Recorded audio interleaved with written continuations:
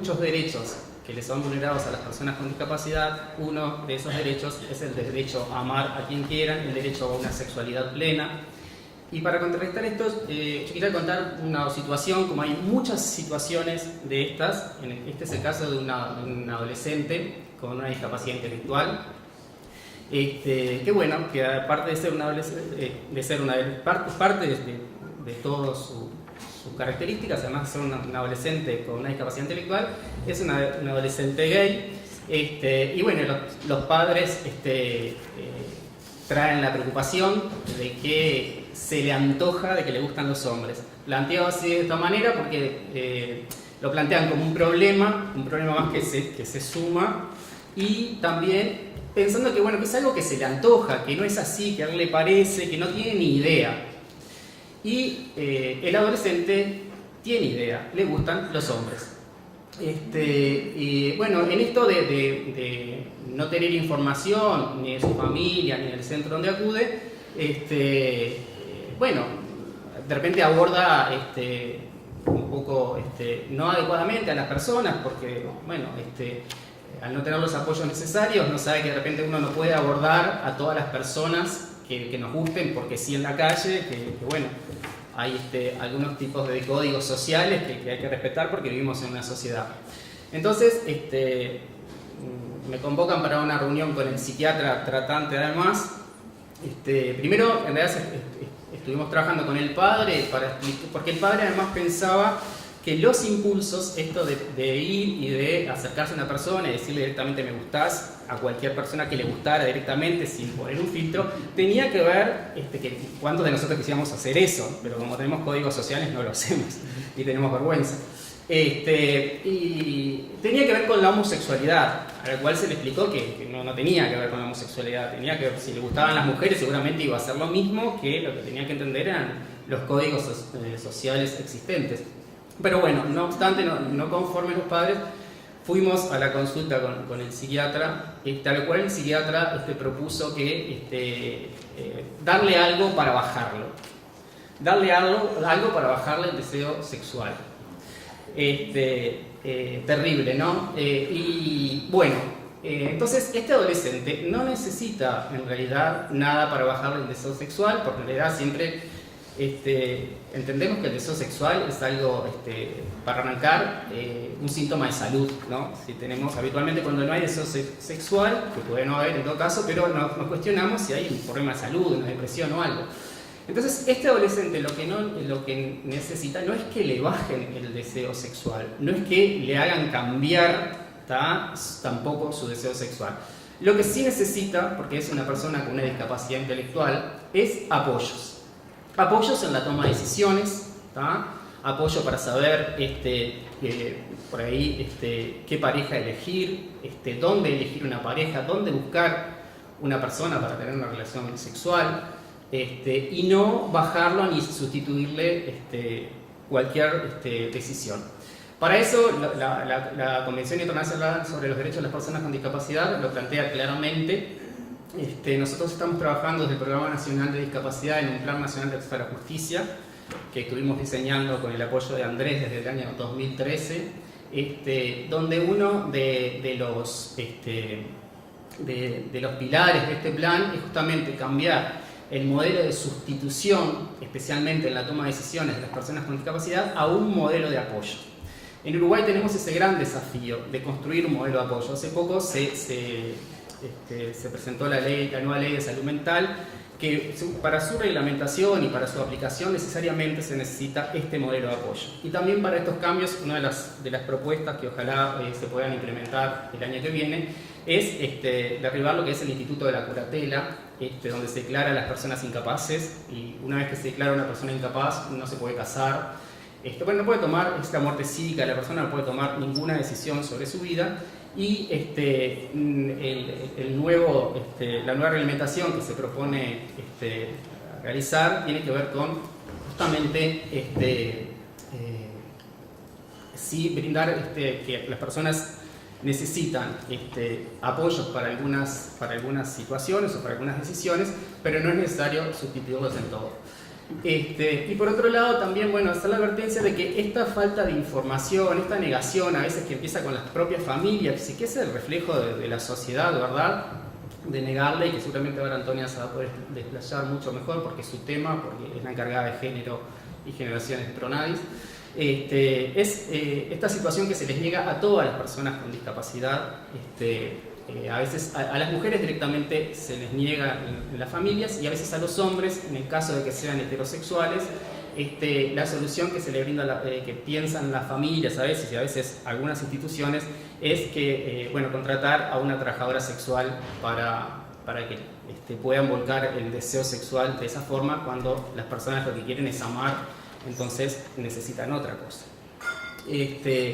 La vulnerabilidad en estos casos y la discriminación es exacerbada. La vulnerabilidad porque al no tener información, y esto no solo le pasa a las personas con discapacidad intelectual y o psicosocial, sino también a otros colectivos como las personas sordas, tienen un desconocimiento de muchas cosas vinculadas a su sexualidad, a los peligros que se pueden exponer, a dónde buscar y dónde volcar ese deseo sexual. Entonces son víctimas, porque hay que decirlo afirmativamente, son víctimas de múltiples abusos, también por la negación a veces de la familia de no querer escuchar, o de las instituciones también, de los centros donde acuden en todo el país, a no querer escuchar esto y a plantear muchas veces, nosotros, Antonia especialmente, que es la encargada de dar los talleres de salud sexual y reproductiva, muchas veces no los vengan a avispar, no los vengan a avivar, y bueno, todo lo contrario, sí hay que hablar de esto, porque como decía, están expuestos a múltiples vulnerabilidades, hay mucho abuso sexual de las personas con discapacidad, tanto heterosexuales como homosexuales, y también el tema, lo que se ve también es exacerbada es la discriminación, no solo por el hecho de ser personas con discapacidad, nos cuesta mucho ver las múltiples situaciones de discriminación que viven las personas con discapacidad. Siempre en los talleres ponemos un ejemplo que es en el año 1950, sin comparar vulnerabilidades, ¿no? En el año 1950 las personas afrodescendientes no podían cruzar la calle en las mismas veredas, no podían ir a las mismas escuelas, no podían ir a los mismos teatros. Y comúnmente el público, cuando se le pregunta qué siente, dice horror, injusticia, asco. Y bueno, no nos horrorizamos al día de hoy de las múltiples situaciones de discriminación que viven, porque no se ven como actos de discriminación. Hoy las personas con discapacidad no pueden cruzar la vereda en las mismas esquinas, no pueden tomar los mismos ómnibus, no van a las mismas escuelas, no van a los mismos teatros, y no nos horrorizamos ni nos da asco. Entonces, y obviamente, si se suma aparte otras situaciones que también generan discriminación, esa discriminación es exacerbada como así. Y bueno, le voy a dar paso a Antonia ahora. Gracias. La mirada desde Pronadis de la discapacidad intenta tomar la herramienta que desde esta mesa se viene planteando, que es la interseccionalidad como forma de abordaje. Y eso hizo que se planteara como instrumento de trabajo el instalar un área de género dentro de un programa nacional de discapacidad. A este punto no se llega de cualquier manera, se comienza en años anteriores un trabajo desde la sociedad civil con el IDI, en aquel momento llevado al gobierno local de Montevideo, desde la Secretaría en aquel momento de discapacidad, se trae el tema de la sexualidad y las personas con discapacidad. Eso se trabaja en un proyecto donde se involucra la universidad y de ahí se sale un estudio sobre el acceso de las mujeres con discapacidad que con Natalia Farías, que anda por acá, llevamos adelante y que concluyó en un librito. Es importante el librito, no por sí mismo, sino porque comenzó a tener visibilidad que hay una sexualidad en las personas con discapacidad, una sexualidad cuestionada. Somos personas que abarcativamente somos vistas como personas con discapacidad y ese punto, ese telón de invisibilidad, cuesta correrlo para mirar la persona sexuada que hay detrás. Este estudio repercutió en la academia, repercutió en la sociedad civil, repercutió en el Estado e hizo que en el cambio de dirección de 2011 que tuvo el Programa Nacional de Discapacidad se incorporara como estrategia de trabajo un área de género para hacer que esta interseccionalidad fuera visible desde la institucionalidad del Estado y comenzara a transversalizar las políticas públicas sobre discapacidad. Esto no es menor y creo que es un recorrido necesario de conocer para ver cuánto nos sigue costando trabajar en política pública desde el instrumento de la interseccionalidad. También hubo un evento que fue interesante y que creo que es antecedente también, que fue un proceso de elección de proyectos sobre el Bicentenario. Y en aquel momento presentamos, también desde la sociedad civil, los colectivos invisibilizados del Bicentenario, donde estaba el colectivo afro, el colectivo LGTBI y el colectivo de la discapacidad. Y ahí salimos al interior del país y también en Montevideo a hablar de que estos tres colectivos éramos los invisibles de ese Bicentenario tan festejado. Esto dio por resultado que comenzáramos a mirar el tema de la diversidad sexual, el tema de género y el tema de discapacidad, por lo menos en la singularidad de algunos cuerpos. Sabemos que si llevamos esto a la singularidad, a la particularidad, corremos el riesgo de que se vuelva privado, y en el mundo privado el Estado no entra. Y entonces esto de los apoyos que Eber traía estriba justamente en ese límite tan difícil de franquear y de visibilizar, que es el mundo público y el mundo privado, hasta donde el Estado puede implementar apoyos para las personas con discapacidad que hagan al mundo privado de esta persona. ¿Cómo pensamos un sistema de apoyos donde la sexualidad esté presente y donde el tomar decisiones sobre un acto sexual, sobre un encuentro sexualizado, puede necesitar apoyos que el Estado, desde esta convención que Eber mencionaba y que tanta luz ha traído al mundo de la discapacidad, cuánto puede el Estado intervenir en un hecho sexualizado? Son desafíos que nos quedan para mirar, por supuesto, pero son pasos que sí hemos logrado dar y no han sido de cualquier manera. Han sido desde la sociedad civil, con la participación franca de la universidad y con las decisiones políticas que se tomaron y se siguen tomando, que creo que son clave.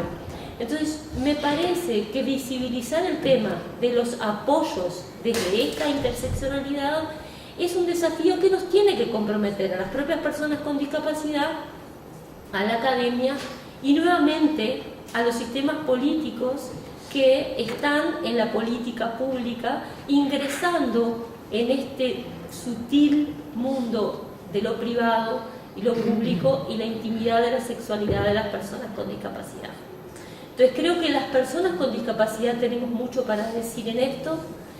No es menor que desde que se trabaja en el área de género 2011 en el Estado, nunca una persona que se caracterice como tal o se identifique como persona LGTBI perteneciente a este colectivo haya consultado en el área de género por cualquier motivo. Tenemos desde hace un tiempo un fuerte trabajo con violencia de género y con los equipos que atienden situaciones de violencia de género, y ahí tampoco han consultado personas de este colectivo. Obviamente hay un paso que nos falta, hay un estudio como aquel que reveló la sexualidad de las mujeres con discapacidad en los servicios de salud, hay un estudio ahí que falta, hay un librito que tenemos que empezar a esgrimir para que esta condición sea visible. Entonces, yo creo que la invitación y el compromiso que tenemos que asumir entre todas y todos es que algún estudio, alguna revelación, donde participemos como protagónicas las personas con discapacidad, tiene que venir a traer nuestra realidad en esta interseccionalidad. Así que yo creo que este tema es inaugural, pero además de ser inaugural, tiene una historia y esa historia nos muestra que el futuro tiene que estar en un librito. Creo que esa es una de las posibilidades.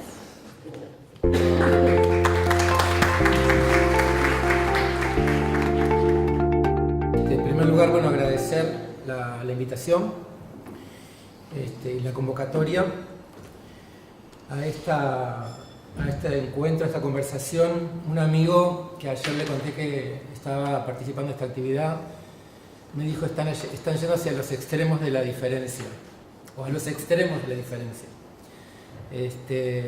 Y me parece que también vi un poco como en la previa, en la preparación de esto, el temor, ¿no?, de que no convocara. Cuando uno convoca desde los extremos de la diferencia, está un poco la posibilidad de que eso no interese a muchos.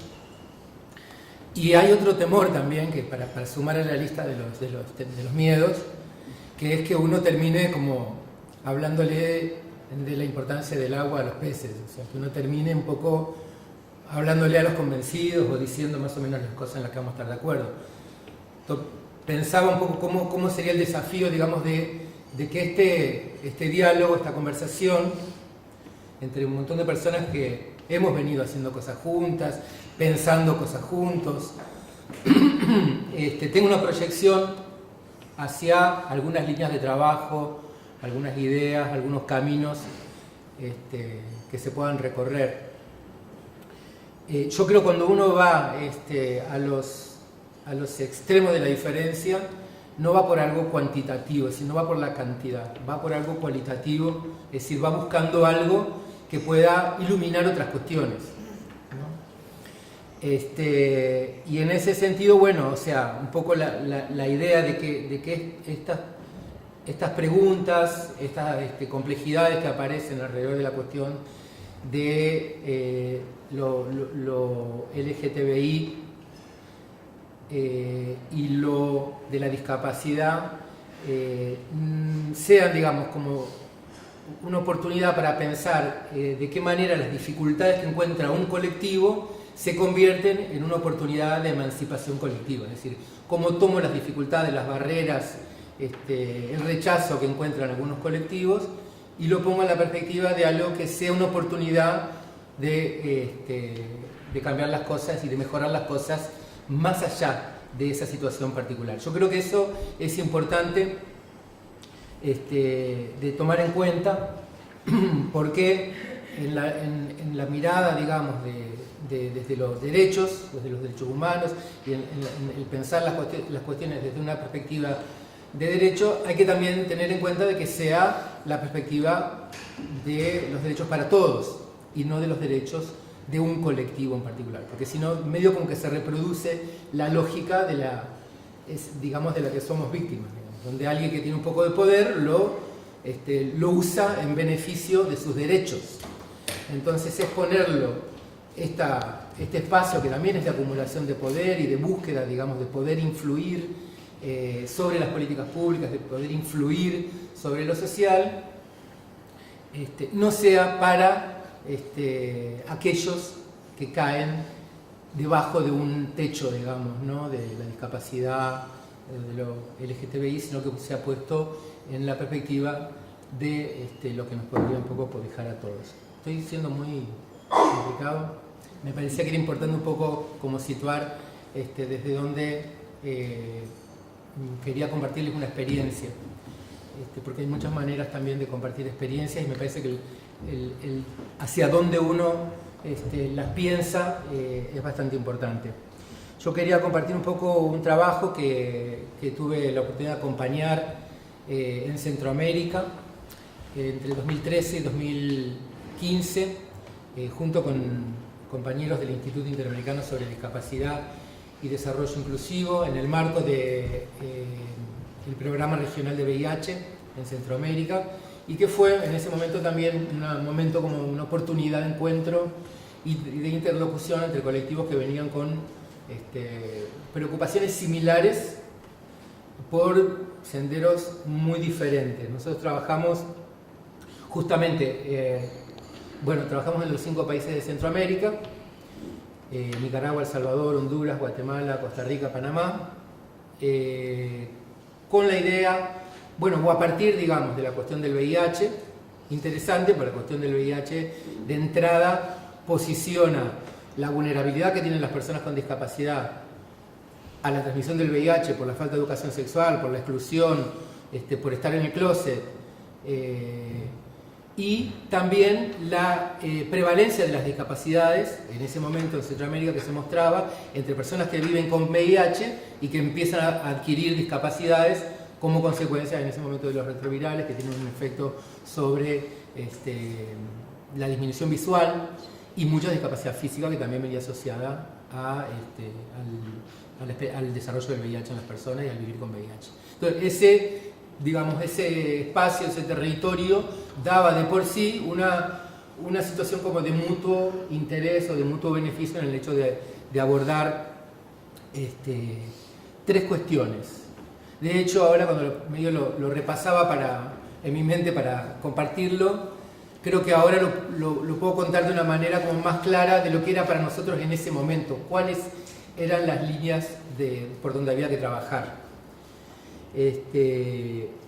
Una era la cuestión de visibilizar la cuestión del VIH entre las organizaciones de personas con discapacidad, entre las redes de personas con discapacidad, en las familias donde había personas con discapacidad, visibilizar los temas del VIH y visibilizar los temas de la discapacidad en los colectivos que trabajaban en la prevención de VIH o que trabajaban alrededor de los derechos de las personas viviendo con VIH.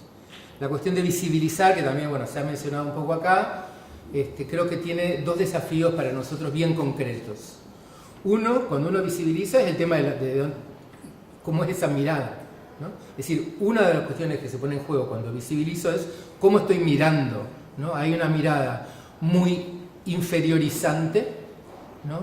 Acerca de la discapacidad y acerca de los colectivos LGTBI. Hay una mirada, hace poquito estuvo Mel Einskov aquí en Montevideo y traía una cita de Kafka que habla de miradas que manchan. Hay una mirada que mancha en relación a estas temáticas, romper, digamos, con eso que mancha, que es las bajas expectativas que existen en muchas familias de personas con discapacidad acerca de la sexualidad de las personas con discapacidad, las bajas expectativas, el temor, los tabúes. Despatologizar la cuestión de la discapacidad, desdramatizar la cuestión de la discapacidad. Siempre digo discapacidad, las personas piensan en las discapacidades severas. Las discapacidades severas, según el informe de la OMS, son el 6% de las discapacidades. La mayoría de las discapacidades son leves y moderadas, y ahí está la ventana de oportunidad para generar políticas inclusivas que beneficien a todos. Entonces, una cuestión de la visibilidad, que es respecto de la mirada, y una cuestión de la visibilidad que es respecto de los datos y de la necesidad de tener mejores datos.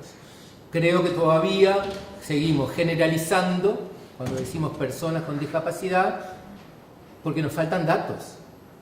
Y es muy diferente la complejidad que se pone en juego cuando se trata de una persona con discapacidad auditiva o una persona con discapacidad intelectual o una persona con discapacidad física. Es decir, necesitamos que los datos nos ayuden a entender las complejidades, las necesidades y las oportunidades que hay de intervención por dentro de la gran etiqueta de personas con discapacidad. Eso tiene que ver con los datos, tiene que ver con desagregar y tiene que ver con registrar la condición de discapacidad en los estudios, en las estadísticas.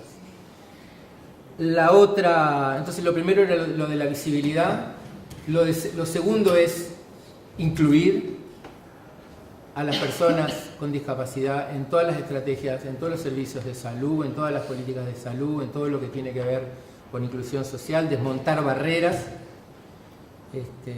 Creo que del estudio que mencionaba Antonia, la principal conclusión es que la barrera más fuerte que enfrentan las mujeres con discapacidad en Uruguay para acceder a los servicios son las barreras actitudinales.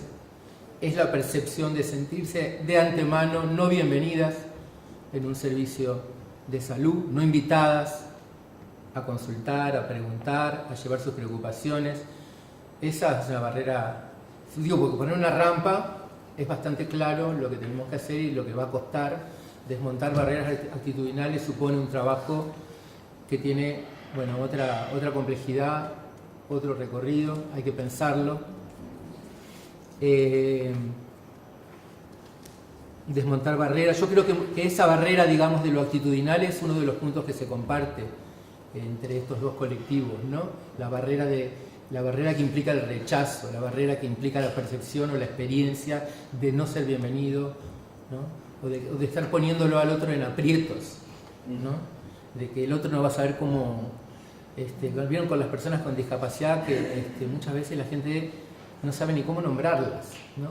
O sea, no sabe si tiene que decir capacidades diferentes, personas especiales, personas con discapacidad. O sea, la gente, como no sabe cómo nombrarlo y tiene miedo de meter la pata, evita el tema, evita la conversación, evita el encuentro, porque simplemente tiene miedo de meter la pata y decir algo incorrecto. Entonces, la segunda cuestión era lo de incluir y desmontar barreras, y lo tercero era lo de la participación, lo de promover la participación y de que pueda esto también ser un punto de encuentro, de expresión, de darle voz a los que, como decían al principio, no tienen voz, no tienen rostro. Hay el tema de la participación es importante porque también por propias estrategias de supervivencia que han tenido las organizaciones de personas con discapacidad han generado sus propios recursos, y muchos de esos recursos están afuera, están segregados, son conocimientos, son habilidades, son competencias que tienen organizaciones y personas vinculadas a la discapacidad y que hay que traerlos hacia la política pública. Entonces la participación tiene que ver con armar esa rampa que traiga también los activos, las capacidades, las competencias que están afuera. De todas maneras, y un poco para ir concluyendo porque estoy medio en tiempo, este punto de encuentro entre colectivos LGTBI y colectivos de personas con discapacidad nos puede también llevar como a cierto engaño bien pensante de que dos colectivos, digamos, que comparten la experiencia del rechazo van a tener naturalmente cierta afinidad entre ellos, ¿no? La historia del mundo demuestra que no ocurre así, solo mirar, no sé, el Medio Oriente, digamos, la experiencia de pueblos que han sufrido y que después terminan haciendo sufrir a otros pueblos, ¿no? O de colectivos que han sido rechazados y que terminan rechazando a otros.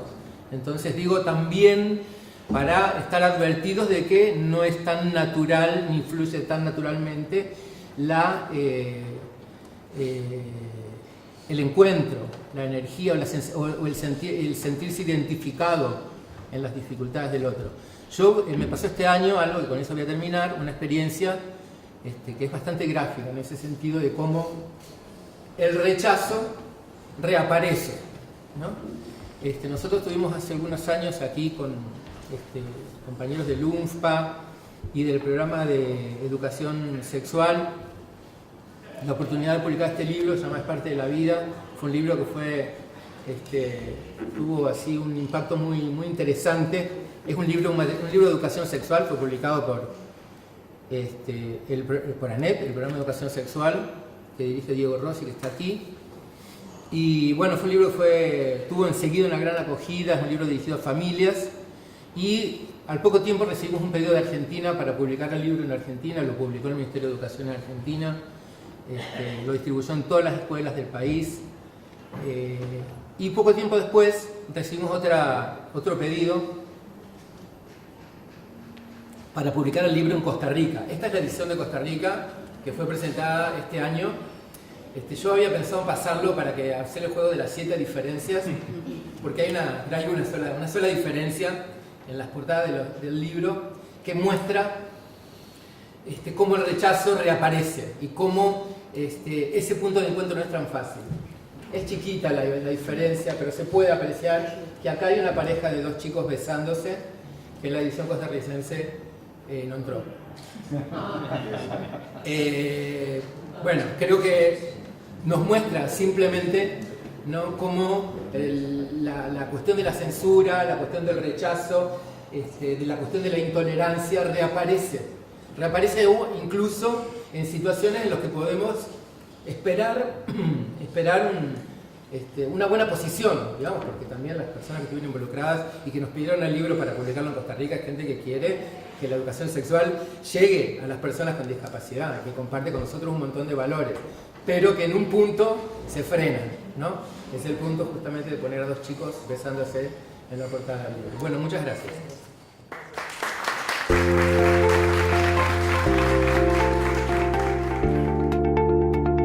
Escuchaba a los compañeros, ¿no? Y con tanta afinidad a todo lo que vienen trabajando, los apoyos, en qué lugar, que me sentía sumamente identificada y representada por la temática. Voy a hacer un recorrido en relación a cómo nosotros trabajamos para que puedan comprender después los aspectos que tienen que ver con salud mental y la discapacidad intelectual. Bien, la forma de nosotros de atender en comunidad tiene que ver con la segunda reforma universitaria, donde pone el acento, el polo en el trabajo, en el primer nivel de atención, desde la promoción y prevención, como el Sistema Nacional Integrado también así se apoya y lo fortalece, y el trabajo en la comunidad, el contacto más directo con las personas, con su familia, con el modo en que viven en los diferentes barrios y en su territorio, que de alguna manera es el centro, es el lugar donde se van a desarrollar y se van a desarrollar desde la salud, pero también desde la patología. Desde el punto de vista de la asistencia, tuvimos en cuenta, bueno, los aspectos que tienen que ver con accesibilidad, ¿no? Que son barreras también que nos impiden a veces llegar, que tienen que ver con lo geográfico, con lo cultural, con la extensión de los horarios, si se creó una policlínica en un horario vespertino, con lo económico, porque a veces también para poder llegar la accesibilidad tiene que ver con poder tener el dinero, ¿no? Para la locomoción y poder conseguirlo. Desde el punto de vista de la calidad, que sea una calidad desde la oportunidad, ¿no? Y eso es lo que nosotros hablamos y reforzamos, la oportunidad del usuario, de la usuaria, de realizar determinadas acciones en función de sus deseos. Y las modalidades de la atención que son programadas, sacando día y horas, la policlínica atiende los días martes de 16 a 21 horas. Tenemos también consulta espontánea, en domicilio, hacemos visitas domiciliarias también, en internación, telemedicina y especializada. Acá puse solamente cuando los aspectos de la especialización en la población trans, que es lo que hoy nos convoca. Y así se creó la Policlínica Vespertina, que da atención integral a las personas trans desde una perspectiva de salud, derechos y diversidad, incluyendo procesos, y hay los procesos, que fue un largo camino también para poder conseguir las hormonas, y atención vinculada a todas las atenciones quirúrgicas que se vienen realizando. Todo el staff que integramos el equipo, y también recibimos pasantes de diferentes partes del mundo. Definiciones.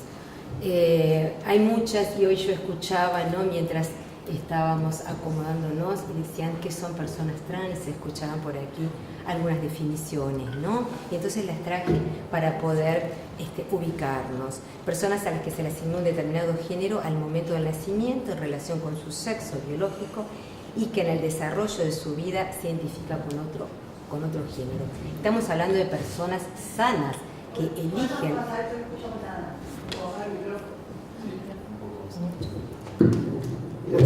¿Me subo?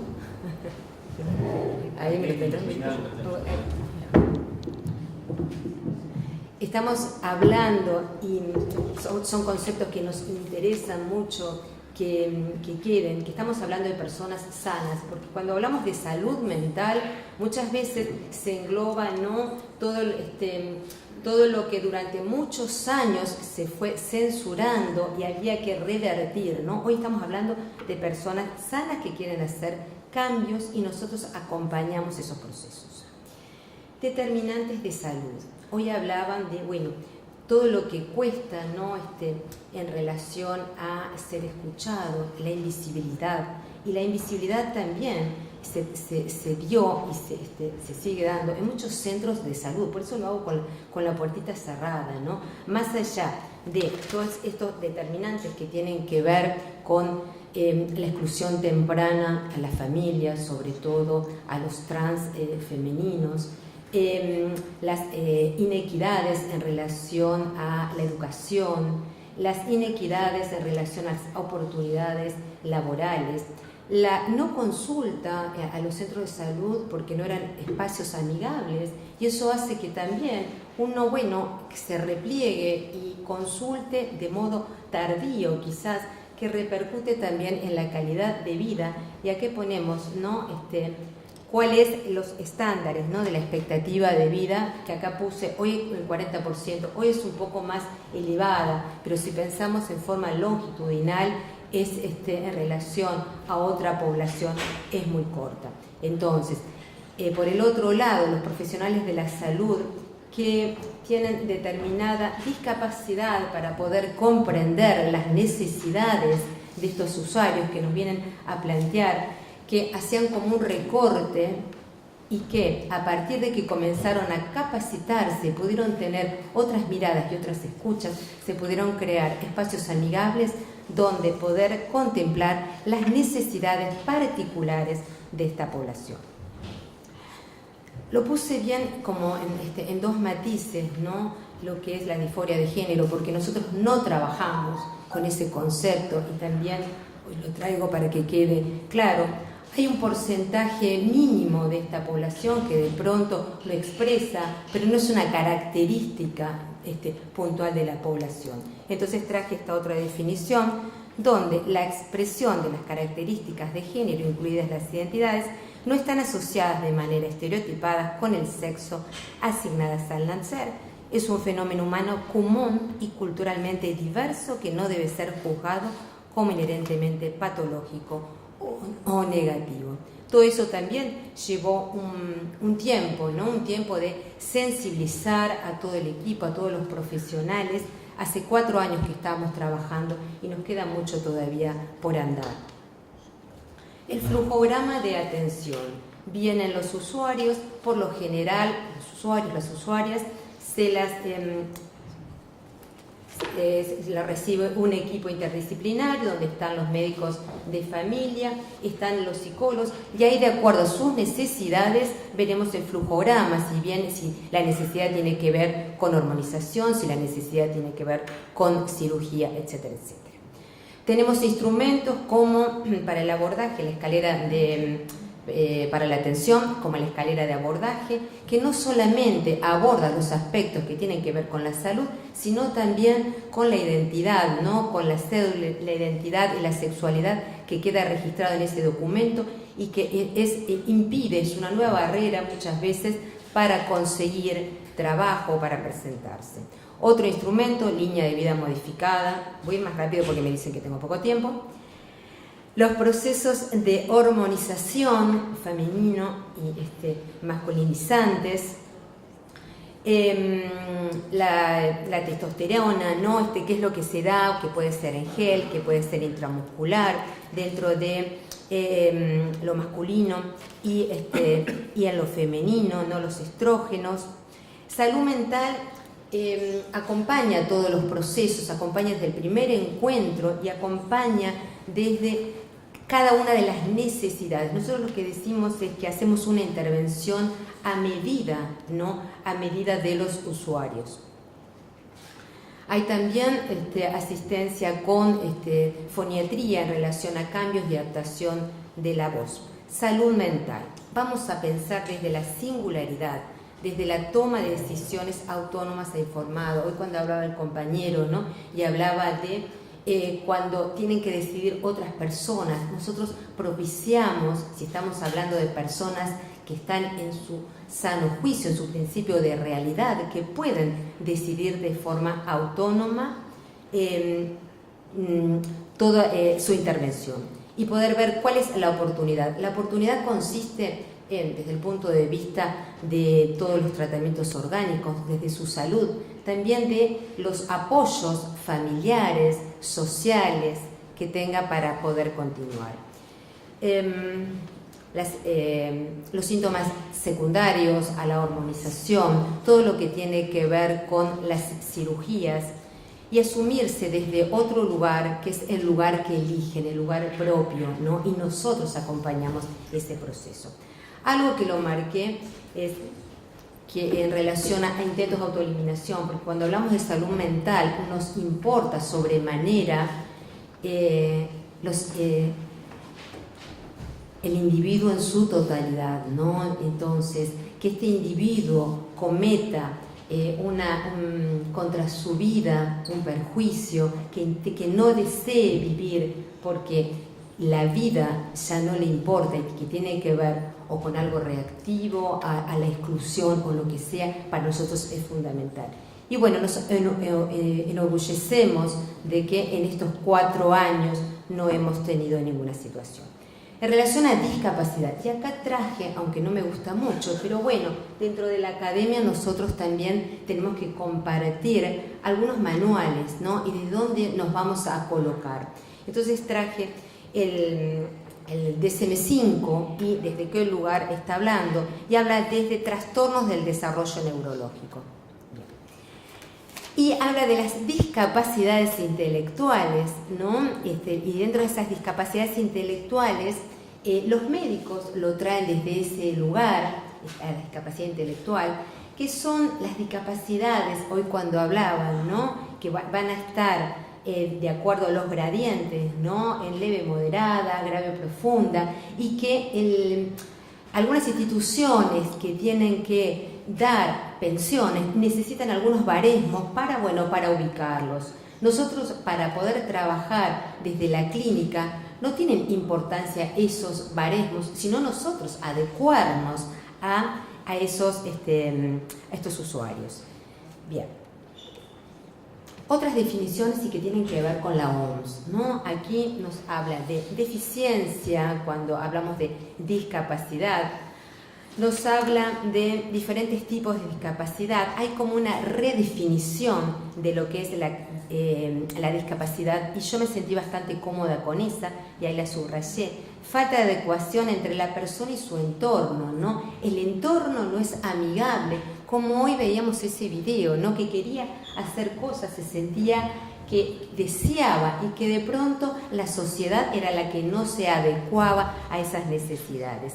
Y tiene otra definición, la OMS, que habla de minusvalía, ¿no? Hay algo en menos que limita e impide el cumplimiento de una función que sería esperada para esa franja etaria.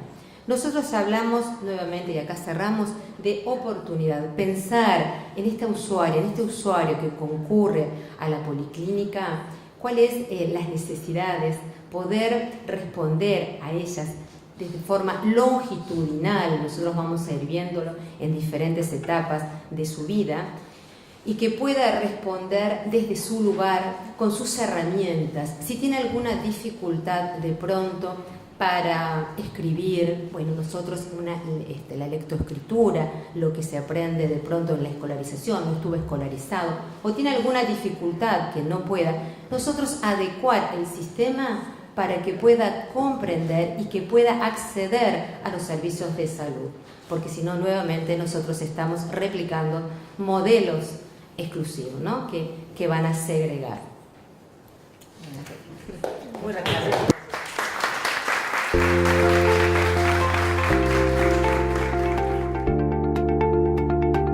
Un poco lo que yo podría contarles es la experiencia que venimos desarrollando en el CRAM, pero no solamente eso quería transmitirles. Cuando estaba pensando en esta presentación del día de hoy, se me atravesaron algunas situaciones muy dolorosas en la vida personal, que sin embargo redoblaron mi esfuerzo por estar hoy aquí. Lo redoblaron porque estos temas tienen un especial compromiso, un compromiso de vida, en el que uno también ve en este momento, además y a pesar del enorme avance que hemos tenido en cuanto a legitimación de derechos de la diversidad sexo-género, estamos viendo un movimiento retrógrado que ataca de manera socavada y despiadada todos los avances y todos los logros que se han tenido y los atacan en lo colectivo, en lo social, pero también en lo individual, en lo singular. Hay un recrudecimiento de las violencias, y ese recrudecimiento de las violencias a mí me tiene especialmente preocupada, porque cada vida me importa, y me importa porque cada vida también es mi propia vida, si no, yo no sería parte de la humanidad. Y esas son un poco las reflexiones que quiero compartir hoy con ustedes. Ser parte de la humanidad implica también pensarnos complejos, complejas, y pensarnos interseccionados. La noción de intersección a mí me ha convocado muchísimo al pensamiento, porque me parece una dimensión de pensamiento absolutamente compleja desde la condición de la humanidad. Entiendo que hubo que pasar mucha agua bajo el puente, es decir, hubo que pasar muchos tiempos de reflexiones y tuvimos que llegar al feminismo des- y postcolonial para poder comprender que las violencias y las discriminaciones no se agregaban unas sobre otras, sino que construían un sujeto social específico.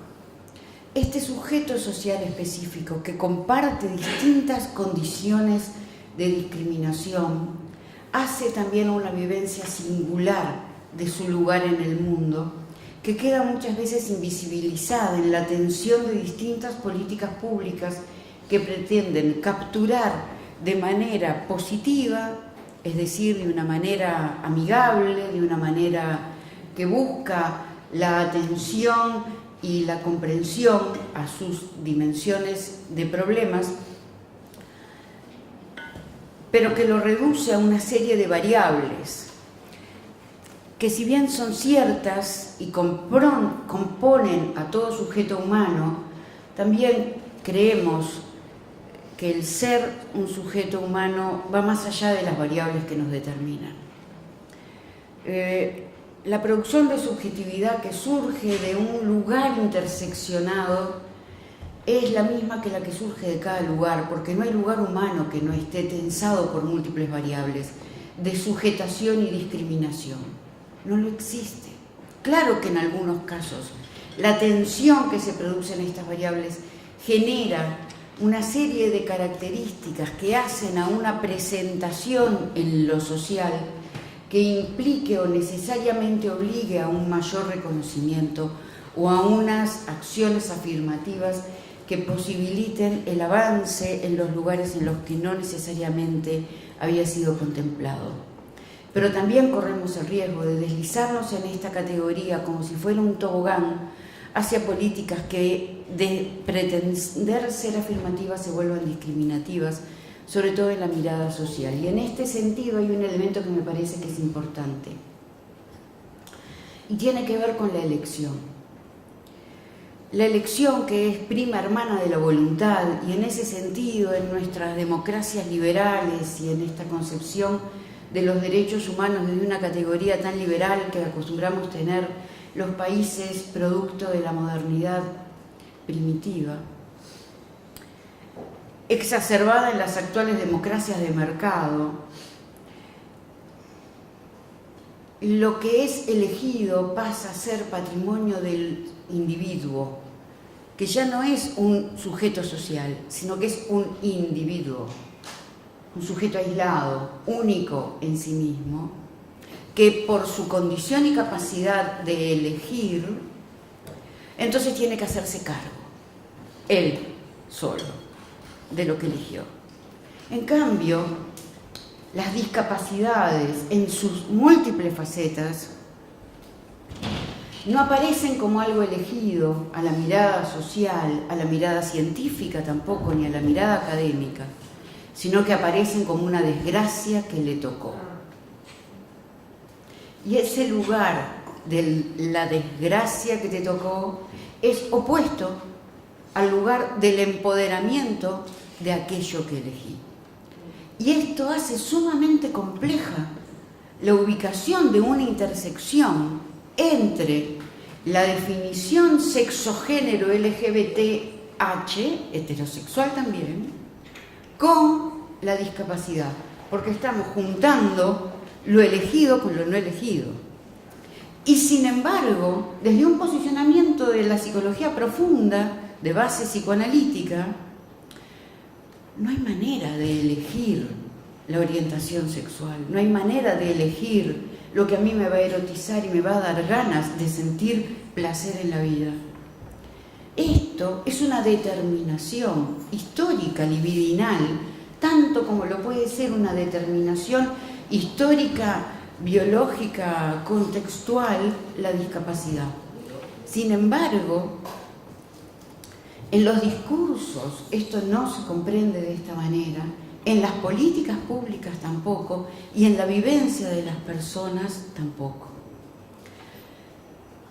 En Facultad de Psicología, nosotros hemos liderado, la Facultad de Psicología, digo nosotros como corpus, la Facultad de Psicología ha liderado en la órbita de la UDELAR el lograr un servicio arquitectónico inclusivo, fundamentalmente, inicialmente, hacia las distintas discapacidades. Esto bajo una consigna, que es no solo lo que no se nombra no existe, sino que esa existencia es temporariamente débil si no se transforma en una acción estructurante que transforme lo arquitectónico. En ese sentido, la transformación de los ámbitos, me quedan 2 minutos, la transformación de los ámbitos espaciales hace acciones performativas que transforman los discursos en actos.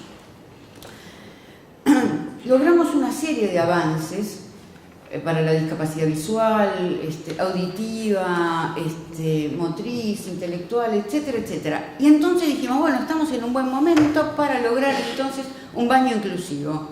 Demos un paso más adelante, profundicemos esto y hagamos un baño inclusivo. Primeramente nos encontramos con una serie de dificultades a nivel de los digestos o reglamentaciones departamentales, porque fuimos el primer baño inclusivo de todo el país, incluyendo la capital de Montevideo, del país, quiero decir Montevideo, y no había reglamentación al respecto, por lo cual tuvimos que hacer una serie de maniobras que no voy a contar aquí. Pero bueno, en fin. Pero el punto que más nos importa es que el baño inclusivo es absolutamente inclusivo, tiene accesibilidad para todo tipo de personas, porque quisimos hacerlo de esa manera. Incluso tiene un cambiador de bebés, porque ¿por qué no? Un varón quiere llevar a cambiar a su bebé, y no hay mayoritariamente donde el varón puede ejercer ese rol que tanto le demandamos desde las trincheras feministas. Pero el punto está en que cuando empezamos a hacer un sondeo de opiniones respecto a qué iba a pasar con esto, todo el mundo nos decía, mundo, docentes y estudiantes de Facultad de Psicología, ay, pero qué fantástico que se haya hecho, porque pobrecitos los no videntes tienen derecho a tener su senda marcada para poder llegar con comodidad. Está fantástico, porque que la gente pueda entrar en el elevador y que le abran la puerta de la calle Uruguay, porque pobre, sino qué esfuerzo que tienen que hacer para llegar hasta el salón B. Y siempre la palabra pobre aparecía, ¿no? Cuando dijimos, vamos a hacer el baño inclusivo para todos, los pobres y pobres, y para todos los que no nos sentimos ni pobres ni pobres, pero que queremos un baño en donde todo el mundo nos podamos encontrar y socializar, fue, entonces ahora todo el mundo se va a mezclar. Y entonces ahora aparece el terror de la sexualidad. Y esta sexualidad que puede contaminarse y puede generar entonces situaciones de violencia, cuando el espíritu de lo que estábamos intentando hacer era un espíritu contrario a la violencia. Era un espíritu inclusivo, un espíritu abierto, un espíritu libertario. Y sin embargo, en el discurso no popular, en el discurso académico de estudiantes, docentes y funcionarios de Facultad de Psicología, aparecía como lo peligroso. Nos dimos cuenta que lo peligroso es lo temido, de sentir y mostrar espacialmente que todos y todas somos uno y somos iguales. Gracias.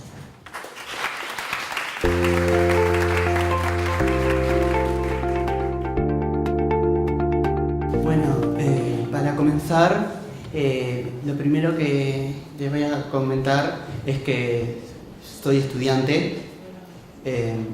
También estoy pasando por un cuadro de salud donde se podría decir que tengo una discapacidad visual Y también mi orientación sexual es LGBT, me identifico como homosexual. Y estas tres cosas están buenas que la tengan presente para entender lo que le vengo a contar. En realidad yo le vengo a contar mi vivencia, pero no como para criticar, sino para que reflexionemos, tampoco para que sientan lástima o piensen que soy un héroe, porque en realidad me falta mucho para ser un héroe. En realidad soy un sobreviviente de las circunstancias y las condiciones de vida. Mi historia, en forma resumida, para que lo entiendan, yo no nací con baja visión. Hasta el 2015 yo tenía mi visión como todos ustedes. Tenía mi gradiente visual normal.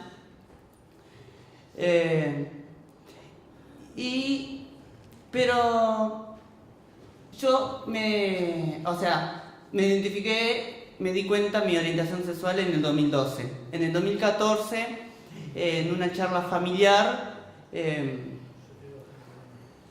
salió la temática LGBT. Me acuerdo que para aquellos años estaba el tema de la adopción gay, el matrimonio igualitario, y yo en el 2014 ya me identificaba como homosexual, pero tampoco sentía la necesidad de decirle a mis padres que yo era homosexual, en el criterio de papá, mamá, tengo algo que contarles, porque mi identidad sexual me da orgullo, soy eso, me gustan los chicos y lo vivo con naturalidad, y así como las personas heterosexuales no van a los padres y le dicen papá soy heterosexual, yo no sentía la obligación que tenía que hacerlo.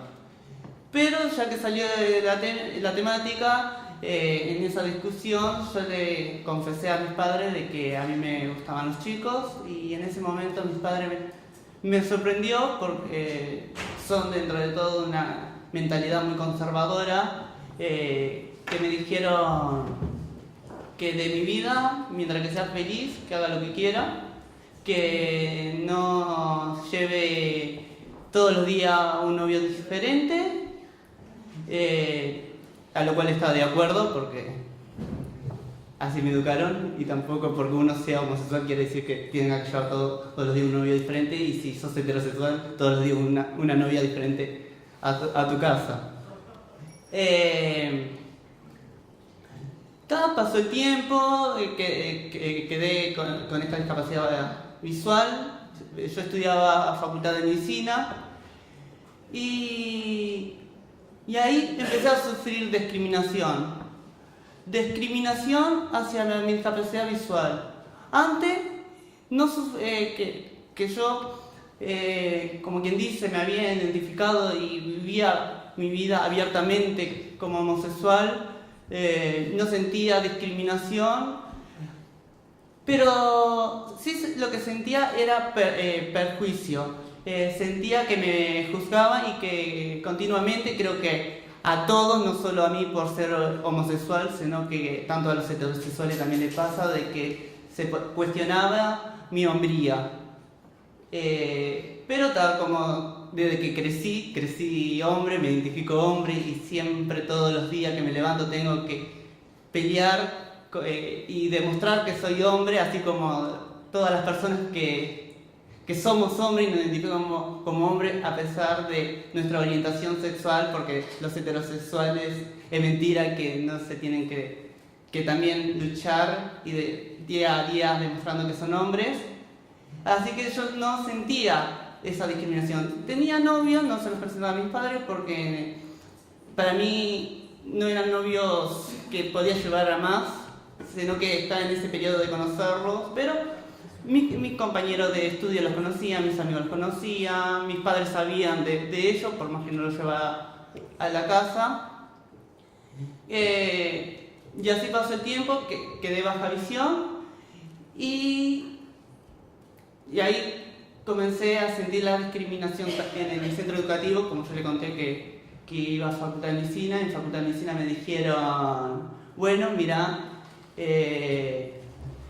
tenemos que comunicarte que la principal herramienta para ser médico es la vista.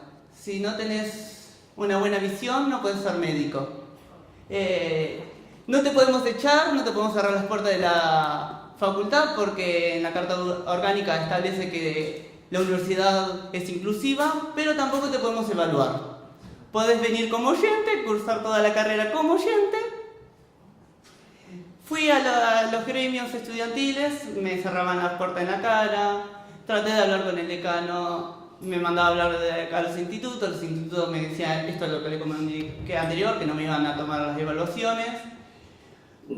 Como notaba que no me sentía oída dentro de la Facultad de Medicina, decidí ir a hablar con el rector.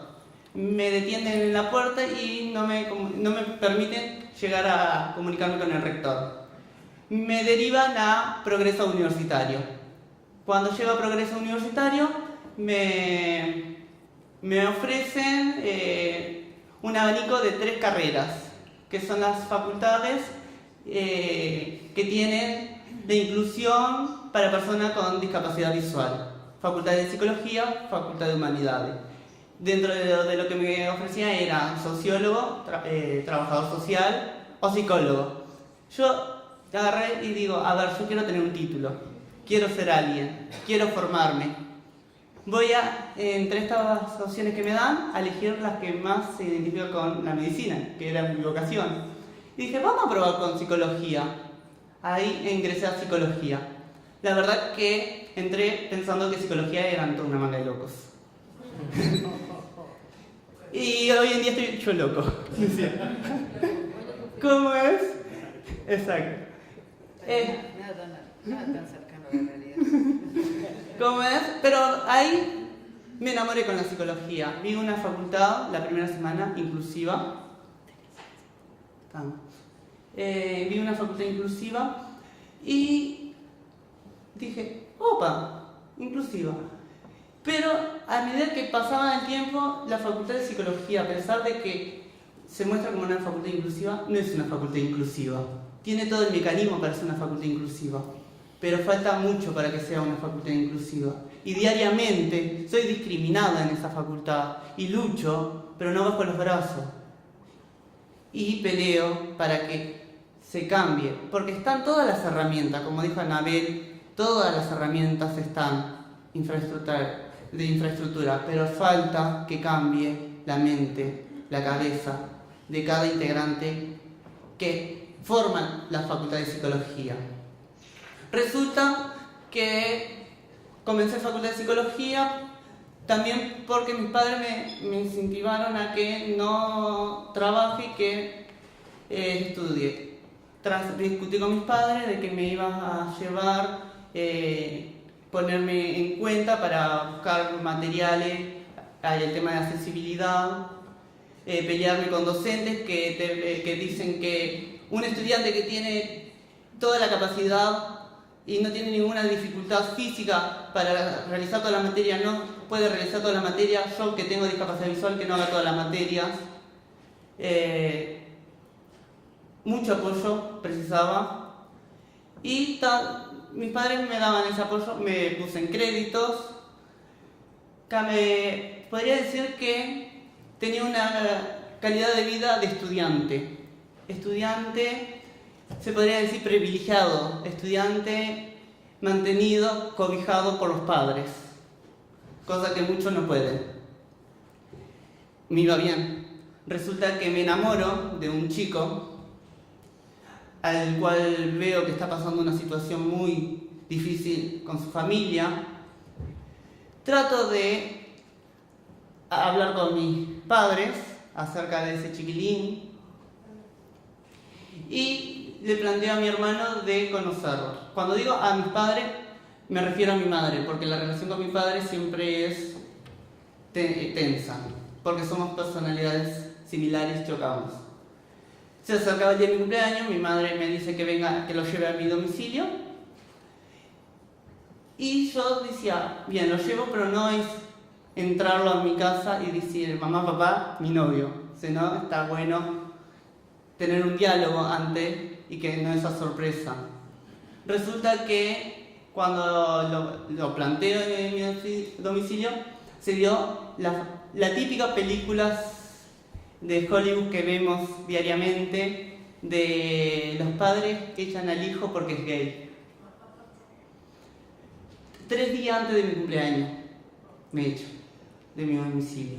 Esos 3 días, soy sincero, no pasé situación, o sea, no dormí en la calle, pero estaba en la calle. Yo me sentía que estaba en la calle.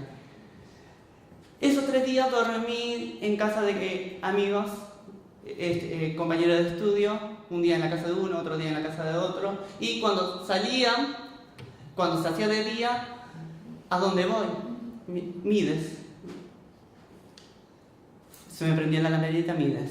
Fui a Mides y Mides me dicen, no, pero a ver, tú al refugio no puedes ir porque yo le pedí refugio. Al refugio no puedes ir porque no tienes el perfil. Y mírate los zapatos que tienes, mírate el celular que tienes, mira el bastón, mira los lentes. Entras a un refugio y no vas a dormir. Te recomendamos que sigas rodando de casa en casa, o que te pongas contra una puerta y duermas ahí, pases la noche ahí. Resulta que lo único que me podían ofrecer era la tarjeta Uruguay Social y acercarme al CRAM. Y me recomendaba que me dirija a hablar en la facultad. Como soy estudiante, hay albergues estudiantiles, que vaya, que averigüe, que hable con los colectivos. También yo había hablado con colectivos la noche que mis padres me echaron. O sea, cuando digo hablé, hablaron. O sea, gente allegada a mí que están en colectivos, que son militantes, en distintos colectivos, se comunicaron y empezaron a buscar solución y no había solución en ningún colectivo. Los colectivos yo veo y siento que han trabajado problemáticas sociales, han trabajado los derechos, ya sea por la información sobre el VIH, ya sea por el matrimonio igualitario, ya sea por los baños inclusivos, ya sea por el tema laboral, pero no han trabajado, no han abordado los derechos individuales, los derechos de que se reconozcan esas problemáticas que se daban en el siglo XX. Capaz que es porque se piensa que ya está subventado, que la mentalidad social cambió, que esas problemáticas que se daban en el siglo XX, que a mí me pasó, que tus padres te echaban del domicilio por el simple hecho de ser homosexual, ya estaban subventados. Resulta que los colectivos, ninguno de los colectivos, de todos los colectivos que hay, abordan esta problemática que se da en el siglo XXI y que se sigue dando en el siglo XX. Están avanzando en otros derechos y se dejó de lado este tema de derecho. Por los colectivos no recibí ayuda porque no tienen políticas. En el Mides, a nivel de... O sea, también me habían derivado, me acuerdo que yo también pedía trabajo y me derivaron a Pronadis.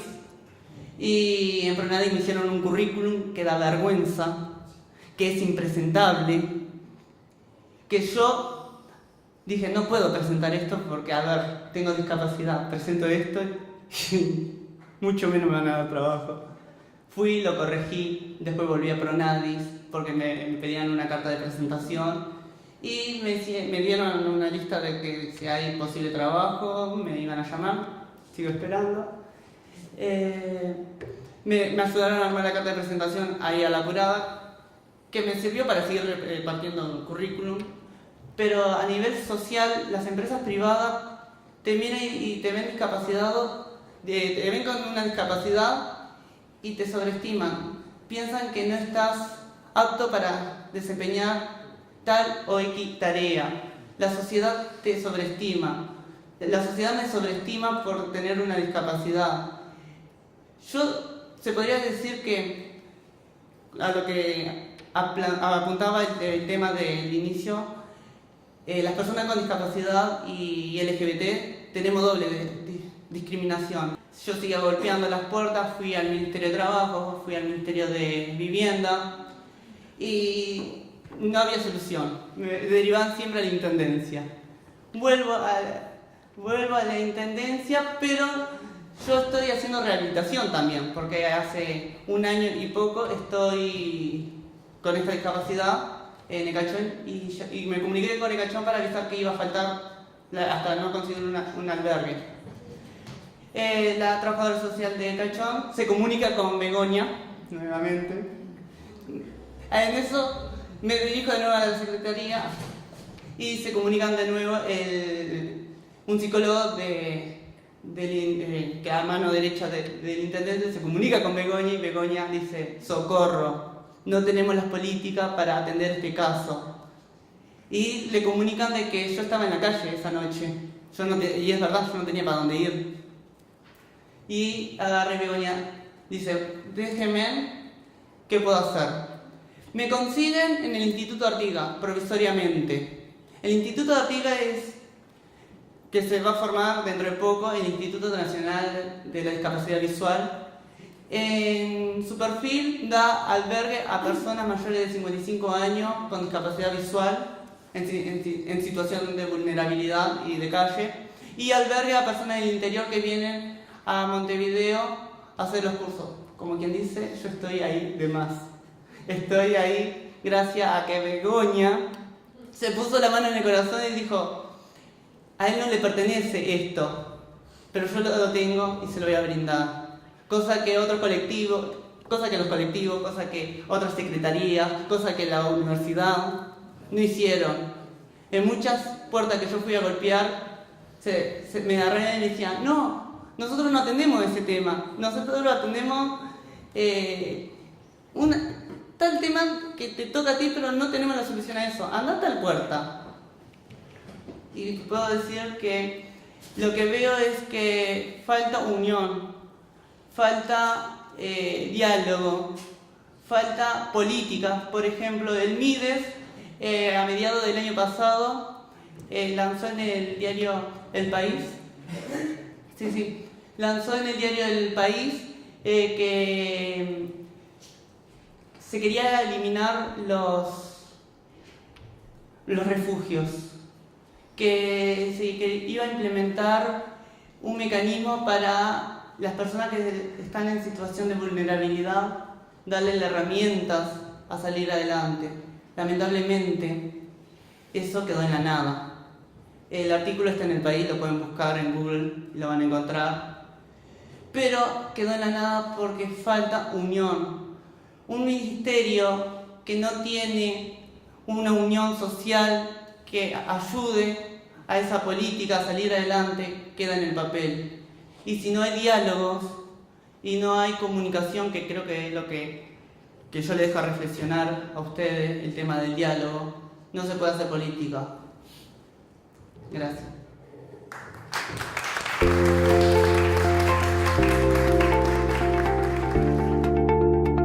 Yo vengo a representar al colectivo sordo, pero en realidad siempre digo, yo soy una mamá de una chica sorda, así que yo no puedo hablar como sorda porque yo soy oyente. Pero invité a toda la asociación de sordos, jóvenes, a todos los que conocía para que vinieran, y en realidad ninguno podía, todos estaban ocupados, esto y el otro.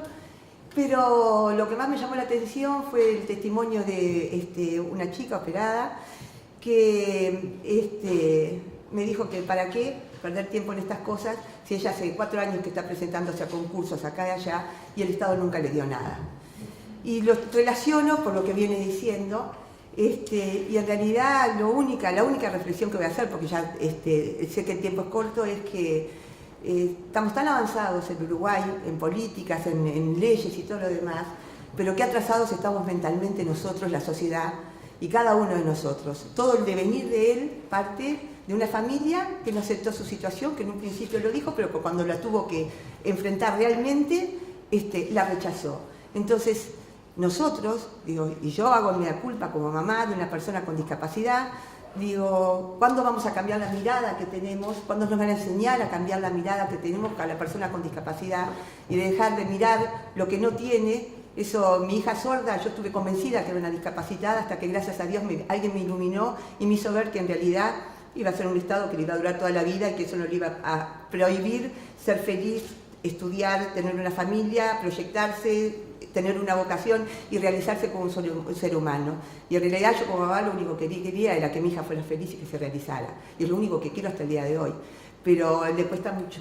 Lo mismo que le pasa a Javier, le cuesta mucho porque lo que no cambiamos fue la mirada.